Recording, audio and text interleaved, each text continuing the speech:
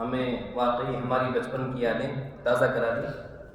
اس کے لیے میں ہمارے دوست مفتی طارق صاحب کو جو ہے شکریہ ادا کرتا ہوں، اور ان سے امید کرتا ہوں کہ اور ہمارے جو مزید ساتھی ہیں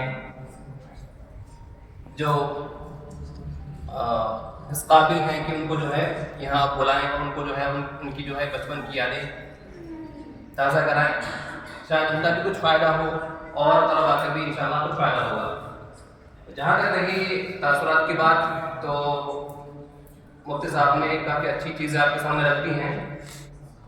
میں کچھ ایک دو نقطوں پر بات کرنا چاہوں گا۔ ایک چیز تو یہ کہ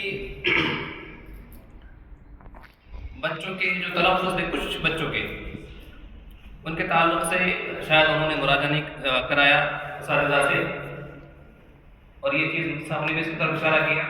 اور دوسری چیز میں کہنا چاہوں گا کہ کچھ بچوں نے احادیث مبارکہ پیش کی لیکن ان کا حوالہ پیش نہیں کیا، حالانکہ یہ بڑی بات نہیں ہے۔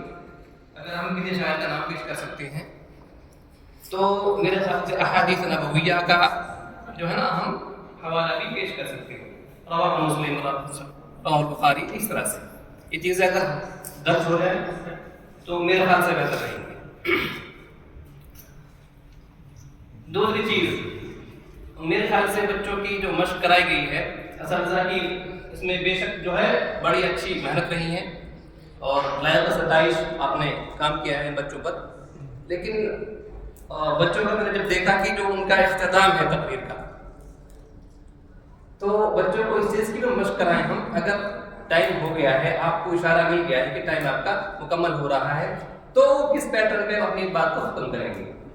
اگر یہ چیزیں اس میں ایڈ کر لی جائیں تو انشاءاللہ بچوں کے خطابات، بیانات، جو بھی چیزیں بچوں کو جو مشق کرائی گئی ہے انشاءاللہ ان میں اور بہتری آئے گی۔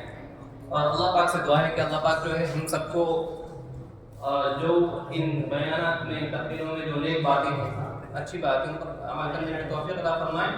اور میں دوبارہ سے جو ہے صاحب کا شکریہ ادا کرتا ہوں کہ آپ نے ہم کو بلایا اور اس لائق سمجھا کہ ہم آپ کی اس بزم میں شرکت کریں۔ جزاک اللہ خیرا، اللہ حافظ۔ السلام علیکم ورحمۃ اللہ۔